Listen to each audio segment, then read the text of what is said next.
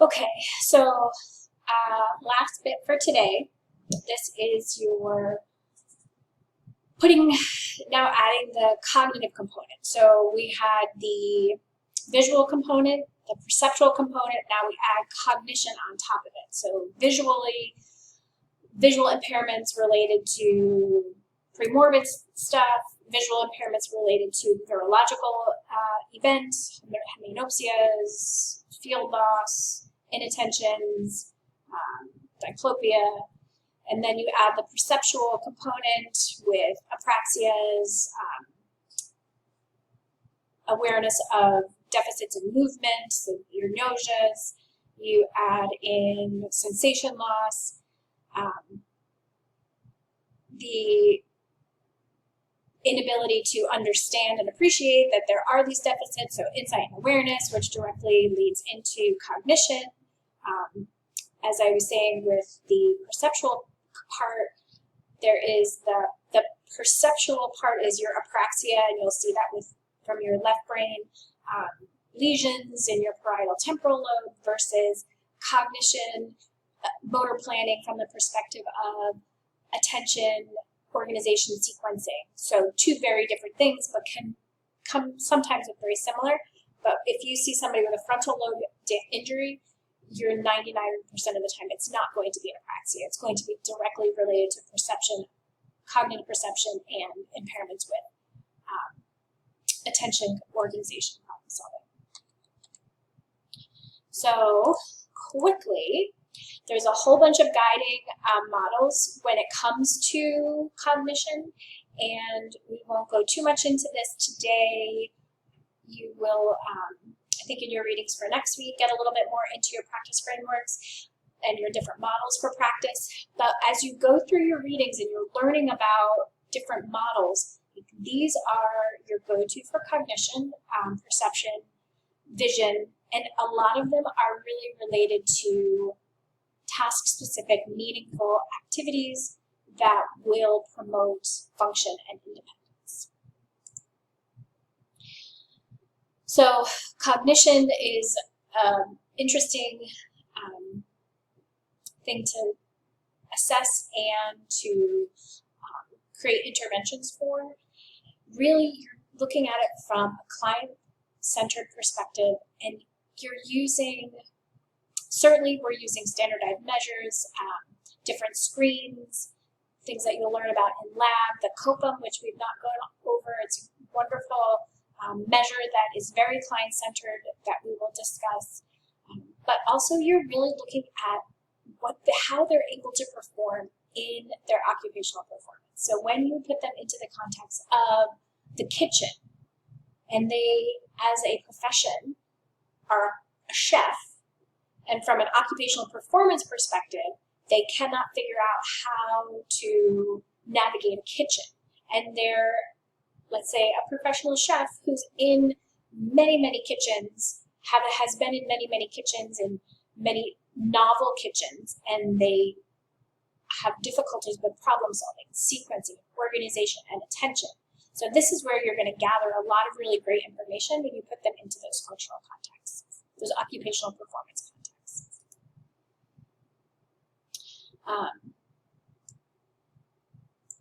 So as you go through your readings, and you'll come across all of these interventions and assessments, and again, big picture, it's task specific, it's meaningful occupations that the client wants to participate in, wants to get back to, and you're using those as your modality. Because if you don't have the client in, if you are working with a client and you're just choosing activities because you think that they'll be good for whatever reason, but not really taking in the perspective of the perspective of the client, the needs of the client, the meaning to the client, you're going to find that they're not as able, willing to participate to the fullest. So it's very task-specific, meaningful activities that you're creating for both your assessment and for your intervention. And for some of your clients who have cognitive deficits, environmental mods and the use of AT is going to be really critical. So for example, how many in the room You don't have to raise your hand. Have terrible memory. I don't know if it gets me raising my hand, it's me. I have to write everything down.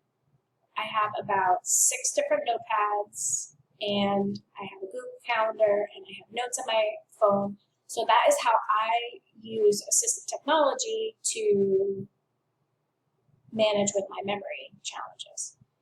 Environmental modifications could look very similar. So that would be more your adaptive compensatory interventions using environmental mods or assistive technology versus maybe a specific task training where you're doing a very specific task again and again and again in attempts to remediate or improve or get your client back to their typical function.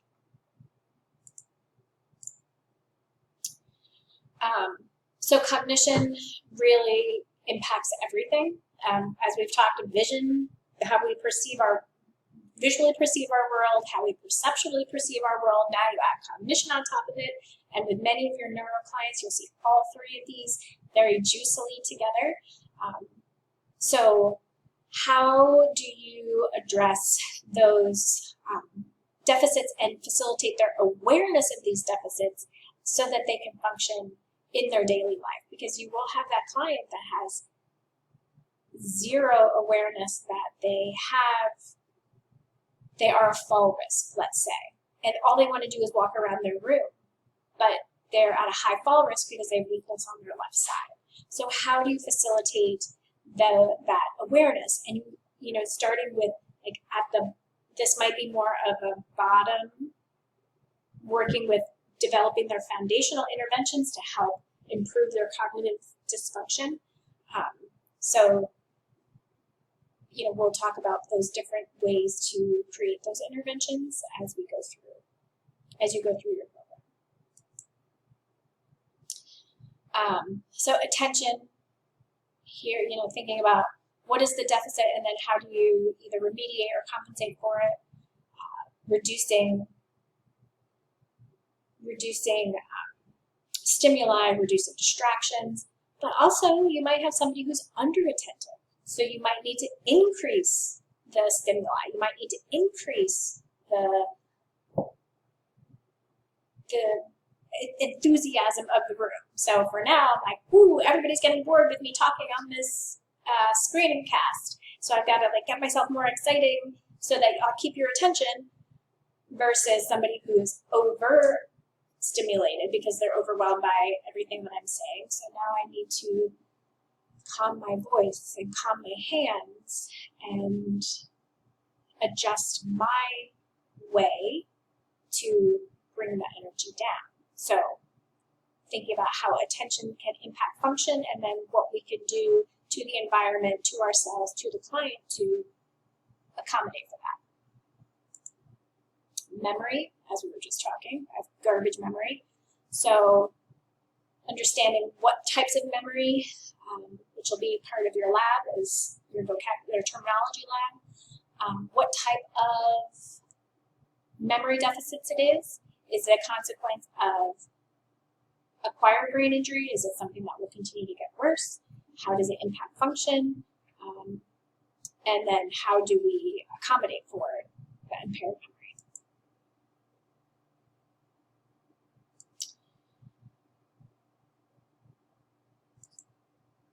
Executive function, this is that higher level ability to function in our everyday. It's our ability to divide our attention.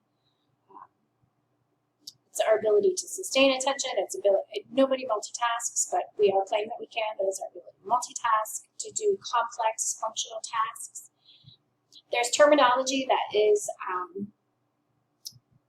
in the OT world that is becoming the standard terminology called functional cognition.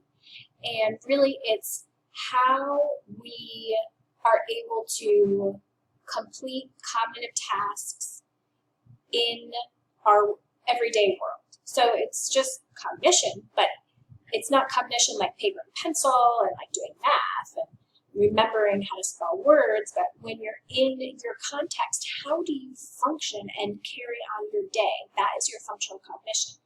And there is a huge conversation in the OT speech therapy world, like who owns cognition? Cognition is in the OT's frame of scope of practice. It's in our framework. It's very, very appropriate for us to address cognition from the functional perspective. So how do cognitive impairments impact somebody's ability to navigate their everyday world versus how does somebody sit at the table and balance their checkbook versus how does somebody go to the store, not that anyone writes a check anymore, but how does somebody go to the store, take out their checkbook while there's 16 people behind them, write out a check while doing the calculating how much their groceries cost and writing that check. So two very, very different things, functional context being at the grocery store, the paper and pencil being something more like cognitive based, if that makes sense. So this is your initiation, organization, sequencing, problem solving. That is your higher level executive functioning, that functional cognition that you need to use to navigate your everyday life. And none of us are 100% cognitively attacked 100% of the time. On a daily basis, most of us are like functioning at 75% because we're like stressed from work, school, home life, homework, school balance. We don't exercise enough. We don't eat well, which impacts everything. We don't sleep. So, so many factors that can impact cognition. So these would be characteristics that you might see if somebody has deficits in the area of executive functioning: impulsivity, poor attention, poor insight, poor organization, everything I've just talked about. Lost my little mouse. Okay. And then what do you do to address it? Getting the buy-in from the client. It's very goal-directed. It's very specific to the client. And that is that. And I will talk with you all later.